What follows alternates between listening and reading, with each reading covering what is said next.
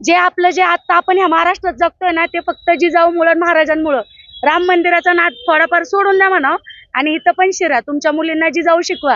रामाने बायको सोडली होती, हा ते तुम्ही तुमच्या मुलांना शिकवू नका. बायकोला वनवासात पाठवली होती, त्याच्या बायकोला जंगलामध्ये 2 मुलं झाली, हे पण त्यांना सांगा. आपल्या सर्वांचं स्वागत आहे. दर्शक हो, आज 12 जानेवारी म्हणजे माँसाहेब जिजाऊ यांचा जन्मदिवस आज संपूर्ण देशभरामध्ये साजरा केला जातो आणि सिंदखेड राजामध्ये मोठ्या प्रमाणामध्ये साजरा केला जातो, ज्या ठिकाणी जिजाऊंचा जन्म झाला.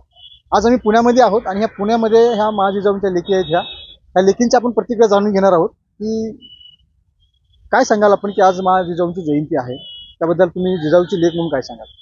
ज्यांनी 3 पिढ्या घडवल्या अशा राजमाता जिजाऊ, ज्यांनी शिवबाला घडवलं, त्याचबरोबर त्यांच्या पतीची साथ दिली. शंभूराजासारख्या नातवाला पण त्यांनी पती आणि त्यांचा मुलगा सतत शत्रूच्या छायेत असताना देखील त्यांनी नातवाला सुद्धा घडवण्याचं मोठं काम केले. अशा 3 पिढ्या घडवणाऱ्या जिजाऊला आम्ही सर्वजण अभिवादन करणार आहोत आणि कमीत कमी त्यांच्या इतकं 100% नाही, 10% तरी आम्ही आमचा पुढचा समाज घडवण्याचा प्रयत्न नक्कीच करणार आहोत. तुम्ही तर बुद्धिस्ट आहात, लोक म्हणतात जिजाऊ माँसाहेब मराठा आहेत, मग कसं तुम्ही जिजाऊंच्या बद्दल असं बोल? शिवराय रयतेचे होते.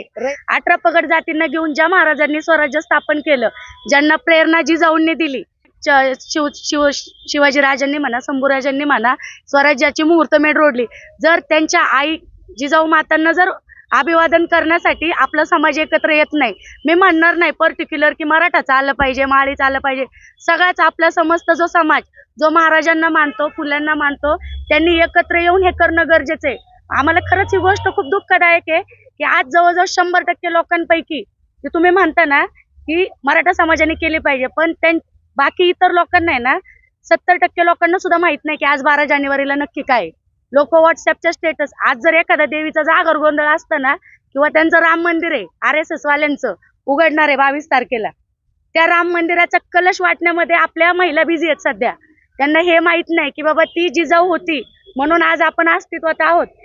तिचा मुलगा म्हणा किंवा तिचा नातू म्हणा, यांनी स्वराज्य उभं केलं. आज एक खूप दुःखाची गोष्ट आहे की आपल्या देशात अन्याय अत्याचार खूप होतात, आपला समाज जागृत होते, ही गोष्ट अभिमानाची. पण मी खरंच मला खूप अभिमान आहे की मी बाबासाहेबांची एक मुलगी आहे, रमाईची मी एक मुलगी आहे की आज सगळ्या महापुरुषांना अभिवादन करायला आम्ही अशा सगळ्या जयंतीला जमतो.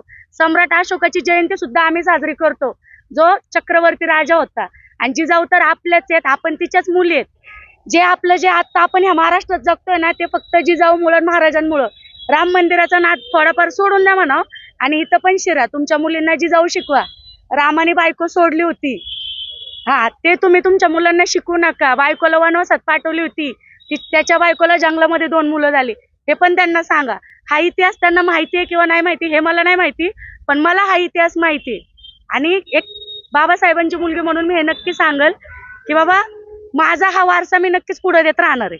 राष्ट्रमाता जिजाऊने या भारत भूमीवरती खरं तर आपल्या मुलाला शौर्याचं, कर्तृत्वाचं, हे सत्वगुणाचं हे जे बाळकडू लहानपणापासूनच पाजलेलं आहे.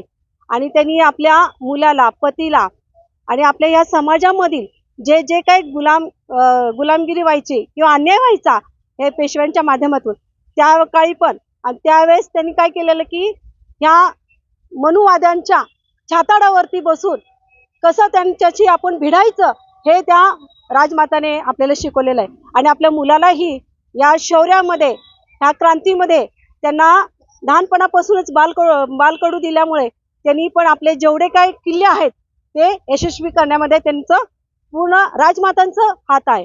आपल्या ह्या सर्व भगिनींना खरं तर आपण या राजमाता जिजाऊ असू द्या, सावित्रीमाई असू द्या, सावित्रीबाई फुले असू द्या, या अहिल्यामाई होळकर असू द्या, या सर्व मातांनी, ह्या रणरागिणींनी आपल्यासाठी जे काय त्यांचं आयुष्य सगळं अर्पण केलेलं आहे. खरं तर आपण त्यांच्या त्या विचारावरती, त्यांच्या त्या प्रेरणेवरती, त्यांच्या कर्तृत्वावरती खरं तर आपण सर्वजणांनी फार मोठ्या प्रमाणामध्ये त्यांचं आज सिंदखेड राजा या ठिकाणी त्यांच्या गावी खूप मोठ्या प्रकारे नाही का जयंती महोत्सव साजरी होत आहे. समाजामध्ये जर बघितला शिवाजी महाराज मराठ्यांचे, महात्मा फुले माळ्यांचे, बाबासाहेब आंबेडकर महाराजांचे असं म्हटलं जातं, पण जिजाऊ या मराठ्यांच्या आपण तर बुद्धिस्ट आहात, मग एवढा तुम्हाला जिजाऊंबद्दल आत्मीयता कशी काय काय काय बद्दलची आत्मीयता जर म्हणायला गेलं ना, बाबासाहेबांनी जे आम्हाला बाळकडू दिलेलं आहे समतेचं, समता सैनिक दलामध्ये एकच शिकवलं जातं, इक्वॅलिटी. आणि ती इक्वॅलिटी ही सांगते की कुठली जात भेद, वंश, धर्म, लिंग भेद सोडून तुम्ही काम करा. आणि हे काम करत असताना आज आमच्या कुठल्याही महिलेला, कुठल्याही पुरुषाला जो फुलेशाह आंबेडकर विचारधारा मानणारा वर्ग आहे ना, तो कधीच म्हणणार नाही की जिजाऊ मराठ्यांची आहे, सावित्री माळ्यांची आहे. तर तुम्ही बघितलं असेल, फॉर एक्झाम्पल म्हणून मी तुम्हाला सगळ्यांसगळं सांगतो, एक इन्सिडेंट घडलेला शाही प्रकरणातला सांगतो तुम्हाला मी. कारण जेव्हा लॉकअपमध्ये शाही प्रकरणातले आम्ही 2-3 जण मध्ये होतो ना, तेव्हा एका मोठ्या अधिकाऱ्याने येऊन रात्री 2 वाजता उठून विचारलं होतं की कार्य तुम्ही कोणासाठी केलं. तर आमच्या तिघांच्या तोंडातून आलं होतं आम्ही महापुरुषांसाठी केलं. तेव्हा आम्ही म्हणलं नाही बाबासाहेबांसाठी केलं, तेव्हा आम्ही म्हणलं नाही की आम्ही भाऊराव पाटलासाठी केलं, त्यावेळी आम्ही म्हणलं नाही की महात्मा फुलेंसाठी केलं. तो प्रश्न आंबेडकरवाद्यांपुढे येतच नाही की आम्ही कोणासाठी करतो. कारण ते बाबासाहेबांनी दिलेलं बाळपुढे आणि तथागत बुद्धांनी तर सांगितलं असेल की अत्तदीप भव, स्वयंप्रकाशी तिथं बाबासाहेबांची लेकरं प्रत्येक जण आहेत आणि त्यांना कळतं की कोणाला काय कसं असतं आणि काय नाही. तर या गोष्टीमुळे आम्ही कधी त्या गोष्टी ह्या मराठ्यांच्या आणि ह्या बौद्धांच्या आणि ह्या माळ्यांच्या आणि ह्या सळकरच्या कधीच मानणार नाही. कुठल्याच महापुरुषांनी सांगितलं नाही की जातीसाठी. बघा, महात्मा फुलेंनी विहीर खुली केली होती कोणासाठी? समाजासाठी. शिवाजी महाराजांकडे 18 पगड जातीची लोक होती, ना की कुठल्या एका धर्माची लोक होती, है ना. आणि बाबासाहेबांनी तर इथं तळागाळात मुंगीपासून ते जिवंत कोणी असेल त्यांच्यासाठी अख्या घटनेत तरतूद करून ठेवलेली आहे. तर तुम्ही आम्ही कोण त्यांना विभागणार आहे, है ना. तुम्ही आम्ही विभागणारे नाहीये. ही घाण तुमच्या आमच्या डोक्यात जी भरणारी लोक आहेत त्यांना वेळीच वळकान ठेचा. कारण जिजाऊंनी तसंच ठेचलेलं आहे. जिजाऊंनी बरोबर वेळी शत्रू हेरला आणि ठेचला, म्हणून स्वराज्य स्थापन झालं. तर आजच्या जिजाऊंनी पण वेळीच गल्लीत, तुमच्या एरियात, तुमच्या तालुक्यात, जिल्ह्यात अशी जी नागं फणा काढून बसलेली जाती जातीत भांडणं लावणारी, त्यांना वेळीच हेरान ठेचा. आपण बघतो की भारतीय जनता पार्टी शिवाजी महाराजांचा उद्बोध करते, RSS शिवाजी महाराजांचा उद्बोध करते, पण राष्ट्रमाताची जयंती ते साजरी करत नाहीत. त्याबद्दल काय सांगाल तुम्ही? याची तर खरं तर शोकांतिका आहे सर. जर सावित्री माताची जर जयंती असेल, रमाईची जयंती असेल, तर फक्त आणि फक्त आम्ही शाहू फुले चळवळीची जे कार्यकर्ते आहोत, जी समाजात आम्ही एक सन्मानाने जाणारे आहोत, हेच करतो. तर बाकीच्यांनी सुद्धा जाती धर्मात महापुरुष न वाटता त्यांनी पुढे आलं पाहिजे. तिथे राष्ट्रमाता जिजाऊ असू द्या, सावित्रीमाई फुले असू द्या, रमाबाई आंबेडकर असू द्या, या मातांना वंदन करण्यासाठी सर्व समाजाने एकत्र आलं पाहिजे, हे मी त्यांना सांगते. आज मासाहेब जिजाऊंची जयंती आहे, त्या निमित्तानं तुम्ही एक बौद्ध उपासक म्हणून काय सांगाल? या देशामध्ये, भारतामध्ये, जम्बूद्वीपामध्ये हे मातृसत्ताक जे राज्य होते ते प्रथम पासून होते, परंतु छत्रपती शिवाजी महाराजांच्या पर्यंत हे मातृसत्ताक राज्य होतं. त्याच्यानंतर मात्र ते नष्ट झालेलं आहे. आणि त्यामुळं मा जिजाऊने हे राष्ट्र घडवण्यासाठी, महाराष्ट्र घडवण्यासाठी प्रथमतः छत्रपती शिवाजी महाराजांना शिक्षण दिलं. शिक्षण कुणालाही घेता येत नव्हतं, त्याच्यावरती जास्त मनुवाद्यांचा कब्जा होता आणि त्यामुळं सर्वसामान्य लोकांना कुणालाही शिक्षण घेता येत नव्हतं.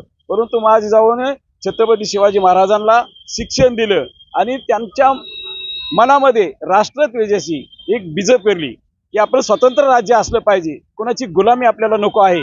आणि अशा प्रकारे त्यावेळेला 3-4 शाही या ठिकाणी, आदिलशाही होती, कुतुबशाही होती, निजामशाही होती, त्यांना लाथाडून स्वतंत्र स्वराज्याची स्थापना करण्याचं बीज या मा जिजाऊने छत्रपती शिवाजी महाराजांच्या मनामध्ये रुजवलं आणि त्याला खऱ्या अर्थानं मूर्तिमंत रूप सुद्धा आणलं. कारण राजा बिंबिसारापर्यंत, राजा बिंदुसारापर्यंत, राजा सम्राट अशोकापर्यंत मातृसत्ताक सत्ता होती. परंतु त्याच्यानंतर मनुवाद्यांनी ज्यावेळेस आपल्या या जम्बूद्वीपावरती कब्जा केला आणि त्याच्यानंतर मातृसत्ताक राज्य संपलं आणि ही पुरुष प्रधान सत्ता त्या ठिकाणी स्थापन झाली. आणि त्याला छेद देण्याचं काम खऱ्या अर्थानं आपण पाहिलं तर 16व्या शतकामध्ये मा जिजाऊंनी केलेलं आहे. हे खूप मोठं आणि 18 पगड जातीच्या लोकांनाच बरोबर घेतलेलं आहे. त्यांनी कुणालाही असं बाजूला ठेवलेलं नाही आणि त्यांच्या माध्यमामधून स्वातंत्र्य काय असतं आणि स्वराज्य काय असतं हे मा जिजाऊंनी दर्शवून दिलेलं आहे. त्यामुळं या मा जिजाऊला मी आज कोटी कोटी प्रणाम करतो. आपल्यासोबत ज्येष्ठ सामाजिक कार्यकर्ते मारुती भापकर आपल्यासोबत आहेत, त्यांची पण आपण या संदर्भात प्रतिक्रिया जाणून घेऊया. त्यांच्याकडनं मा जिजाऊंचा थोडक्यात आपण इतिहास जाणून घेऊया. काय सांगाल तुम्ही की आज मा जिजाऊंची जयंती आहे, त्यांच्या इतिहासाबद्दल काय सांगाल? खरं तर मा जिजाऊंच्या अगोदरचा काळ जो होता तो अत्यंत विदारक अशा प्रकारची महाराष्ट्राची आणि संपूर्ण देशाची परिस्थिती होती. संपूर्ण देश, महाराष्ट्र पारतंत्र्यामध्ये होता अन्याय, अत्याचार, जुलूम चाललेला होता, महिलांची अवहेलना होत होती. अशा स्थितीमध्ये जाधव घराण्यातली ही एक माता त्या ठिकाणी स्वातंत्र्याचं स्फुल्लिंग घेऊन सर्व युद्धकलामध्ये अनुकूल होऊन त्याचं शिक्षण घेऊन त्या भोसलेच्या घरामध्ये येतात पत्नी म्हणून, शहाजीराजे भोसलेंच्या, आणि महाराष्ट्रात आल्यानंतर त्या ठिकाणी त्यांचं कार्य सुरू करतात. आणि त्यातून त्यांच्या पोटी जन्माला आलेले युगप्रवर्तक छत्रपती शिवाजी महाराज जन्माला आल्यानंतर त्यांना बालपणापासून असे संस्कार करतात. स्वाभिमान, अभिमान, स्वातंत्र्य याचे जे काही स्फुल्लिंग आहेत ते त्यांच्यामध्ये लहान वयापासून, बालवयापासून ते त्यांच्यामध्ये निर्माण करतात. सर्व युद्ध केल्याचं निपुण अशा प्रकारचं शिक्षण त्यांना देतात आणि त्यातून महाराष्ट्र घडतो. महाराष्ट्राचा स्वाभिमान जागृत होतो. 16व्या वर्षी छत्रपती शिवाजी महाराज रायरेश्वरावरती स्वराज्याची शपथ घेतात आणि त्यातून मग स्वराज्याचा इतिहास निर्माण होतो. हा इतिहास निर्माण होत असताना 18 पगड जाती आणि 12 बलुतेदार सर्व जाती धर्मांना एकत्रित बरोबर घेऊन शिवराय हे स्वराज्य घडवतात. ही सगळी प्रेरणा त्यांचे पिताश्री शहाजीराजे भोसले आणि मातोश्री राष्ट्रमाता जिजाऊ माँसाहेब यांच्याकडूनच छत्रपती शिवरायांना मिळाली. आणि म्हणून आजच्या काळामध्ये माँसाहेब जिजाऊंचा आदर्श घेत असताना आजच्या ज्या काही आपल्या महिला आहेत त्यांनी जिजाऊंचा, अहिल्यादेवींचा, रमाईचा, सावित्रीमाईचा या आदर्श मातांचा आदर्श घेऊन आपल्या मुलांवर संस्कार केले पाहिजेत. तरच छत्रपती शिवराय, महात्मा फुले, डॉक्टर आंबेडकर यांचे काही गुण घेऊन आजच्या काळामध्ये नवी पिढी निर्माण होईल. ते करणं म्हणजेच राष्ट्रमाता जिजाऊंची जयंती साजरी करणं असं माझ्यासारखा कार्यकर्ता या ठिकाणी मानतो.